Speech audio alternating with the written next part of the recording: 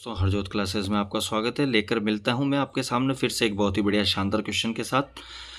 आपके सामने एक प्रश्न लिखा हुआ है कि एक 250 मीटर लंबी मालगाड़ी की गति 33 किलोमीटर प्रति घंटा है। समांतर रेखा पर मालगाड़ी की उसी दिशा में 60 किलोमीटर पर आवर की गति से 200 मीटर लंबी मेल ट्रेन चल रही है, जो मालगाड़ी का पीछा करती है और कुछ समय बाद इसे पीछे छोड़ देती है। कितने समय और मिनटों में मेल ट्रेन ने मालगाड़ी को पूरी तरह पीछे छोड़ दिया होगा? अब देखो, इस प्रश्न को आपने पढ़ तो लिया ही है कि एक ही रूट है, रूट एक ही है और दोनों गाड़ियों की लंबाइयाँ जो दे रखी है 250 मीटर और 200 मीटर दे रखी है। आगे पीछे गाड़ियाँ चल रही है, पीछे वाली गाड़ी की स्पीड थोड़ी ज़्यादा है और किलोमीटर पर मतलब एक गाड़ी की स्पीड 33 किलोमीटर पर आवर है, एक की 60 किलोमीटर पर आवर है। तो जाहिर सी बात है कि तेज़ चलने वाली जो गाड़ी होगी वो उसको पीछे छोड़ ही देगी। तो कितने समय में पीछे छोड़ेगी, आइए देखते हैं हम क्वेश्चन को कि कितने समय में वह पीछे छोड़ेगी। तो दोस्तों हमें पता है कि ये एक ट्रैक था हमारा,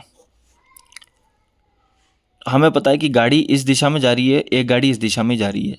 ये 60 किलोमीटर पर आवर है, ये 33 किलोमीटर पर आवर है। सबसे पहले तो ये चीज़ें देख लिया करो कि दोनों एक तरफ जा रहे हैं, मतलब चालें क्या है, सापेक्ष चाल क्या हो जाएगी इनकी, घटेगी। एक ही दिशा में जा रही तो कितना आ गया 27 किलोमीटर पर आवर और मीटर पर सेकंड में चेंज करेंगे 5/18। ये मेरे पास चाल तैयार हो गई।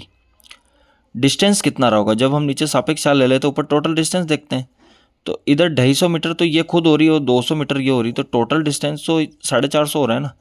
तो 450 मीटर बट्टा चाल लिखेंगे तो समय निकल जाएगा। इसको मैं काटूँ 9 से 1 नाना 2 18, 3 नम 27, 5 3 15, यहाँ आ जाएगा दोस्तों 2 पलट कर ऊपर चला जाएगा। ये 2 जब आता है ना नीचे तो ये पलट जाता है ऊपर, तो 2 ऊपर चला जाता है। 15 से काटा, पंती 45 और 3 दूनी 60, यानी कितने सेकंड में पार करेगी। ये तो जो इसका ये जो चाल आई थी ये मीटर पर सेकंड में आई थी, मीटर से मीटर कट गया तो सेकंड, तो 60 सेकंड है। 60 सेकंड का मतलब क्या होगा, 1 मिनट। अब मिलते हैं, आई होप आपको समझ में आएगा। सॉरी ये ब्लर हो गया, आई होप आपको समझ में आया होगा। नहीं आया हो तो मैं वापस बता दूं कि टोटल क्या था कि 33 किलोमीटर इस गाड़ी की चाल थी, 60 किलोमीटर इस गाड़ी की चाल थी। दोनों गाड़ियाँ एक ही दिशा में जा रही थी, तो सापेक्ष चाल कितनी हो जाएगी इनकी, 27 किलोमीटर। अब चूंकि ये किलोमीटर में दे रखा है तो मीटर पर सेकंड में चेंज करेंगे 5/18। अब समय निकालना है तो समय टाइम बराबर क्या होता है, डिस्टेंस अपॉन स्पीड। डिस्टेंस कितनी दे रखी, 250 मीटर तो कुल गाड़ी की लंबाई ये है, 200 मीटर गाड़ी की लंबाई ये है। टोटल मेरे पास डिस्टेंस हो गया 450 मीटर बट्टा जो समय जो स्पीड मेरी रहेगी, तो स्पीड मैंने चेंज करी 5 3 15/2 मीटर पर सेकंड आ गया। तो 2 पक्षांतर में ऊपर चला जाएगा, 15 से काटा 30 मीटर और इसको चेंज करेंगे 2 से गुणा कर देंगे तो 60 सेकंड आ जाएगा। 60 सेकंड का मतलब 1 मिनट में गाड़ी ने उसको पार कर लिया होगा। अब नेक्स्ट क्वेश्चन देखते हैं क्या है। नेक्स्ट क्वेश्चन आपके सामने दिया हुआ है कि 2 रेलगाड़ियां क्रमशः 110 किलोमीटर पर आवर और 90 किलोमीटर पर आवर है और एक ही दिशा में एक ही यात्रा कर रही है। तेज चलने वाली रेलगाड़ी धीमी रेलगाड़ी में बैठे एक आदमी को 18 सेकंड में पार करती है। तेज चलने वाली गाड़ी की लंबाई बताओ। अब सबसे पहले तो कॉन्सेप्ट समझ लो आप। अगर मैं आपको कहता हूँ कि यहाँ से कोई ट्रेन रवाना हो रही है, ठीक है, ये ट्रेन यहाँ से रवाना हो रही है। मैं आपको कहता हूँ जब किसी ट्रेन किसी खंबे, किसी पोल, किसी व्यक्ति, कोई भी हो गया, लड़की, महिला, बच्चा, जब ये इनको पार करती है तो ये अपने लंबाई के बराबर ही दूरी पार करती है। जब किसी व्यक्ति को पार करेगी तो अपनी जितनी लंबाई, मान लो ये 200 मीटर इसकी लंबाई है और किसी व्यक्ति को पार कर रही तो डिस्टेंस कितनी हुई, डिस्टेंस 200 ही होगी, क्योंकि इसने अपनी लंबाई के बराबर ही तो चीज़ें पार की है। इनकी दूरी तो नेग्लिजिबल है ट्रेन के सामने, ये कैसे हम ऐड करेंगे कि व्यक्ति की क्या दूरी रही होगी। लेकिन मैं कह दूं कि 200 मीटर लंबी ट्रेन 300 मीटर लंबे प्लेटफॉर्म को पार करती है, तो एक तो उसने 200 मीटर खुद लंबी है, उसने अपनी दूरी तो पार की प्लस 300 मीटर प्लेटफॉर्म था उसकी दूरी भी तो उसमें शामिल हुई होगी। इसलिए हम प्लेटफॉर्म, सुरंग वगैरह जो होती है, टर्मिनल वगैरह, इनकी इसमें जोड़ते हैं। तो आई होप आपको एक चीज़ तो ये समझ में आई होगी कि रेलगाड़ी ने अपनी दूरी के बराबर ही डिस्टेंस मतलब तय की है, व्यक्ति को पार किया है, मतलब उसने अपनी लंबाई को ही पार किया है। अब चूंकि यहाँ पे गाड़ी जो है ना इसी दिशा में जा रही है और 2 गाड़ियाँ जा रही है, समझे आप, समझ लो 2 गाड़ियाँ, ये एक ट्रैक है, ये शताब्दी है, ये वंदे भारत है या कोई राजधानी मान लो। इस गाड़ी की स्पीड जो है 110 किलोमीटर है, इस गाड़ी की स्पीड जो है 90 किलोमीटर है।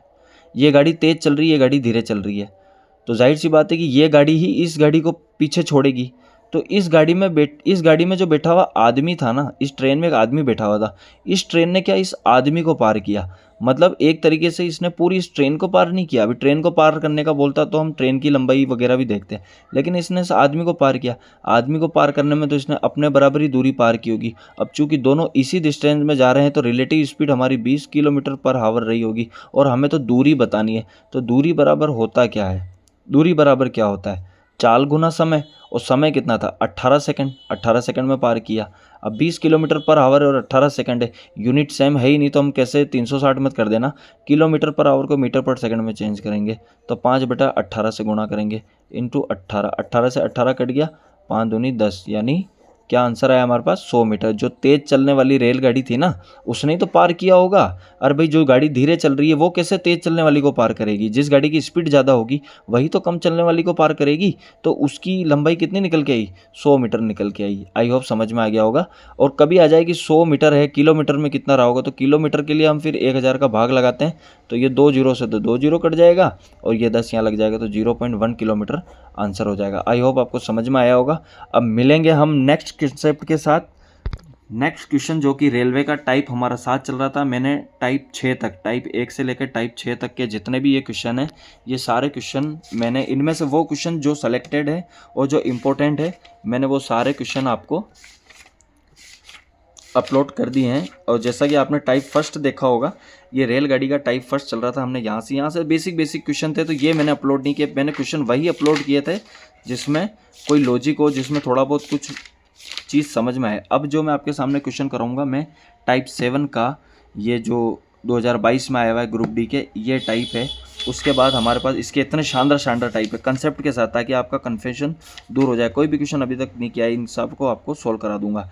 और ये 8वां टाइप है, इसके भी ये क्वेश्चन, जो इस तरह के क्वेश्चन होते हैं ना, कि एक ट्रेन 155 लंबे मीटर प्लेटफॉर्म को 16 सेकंड में, 195 मीटर प्लेटफॉर्म को 18 सेकंड में पार करती है, ट्रेन की औसत गति बताओ। एवरेज स्पीड से रिलेटेड जो कंसेप्ट है वो भी आपको बता दूंगा। टाइप 9, इस तरीके से ये ट्रैप खत्म हो जाएगा, फिर नाव धारा की ओर बढ़ेंगे। मिलते हैं नेक्स्ट वीडियो में नेक्स्ट कंसेप्ट के साथ। Thank you.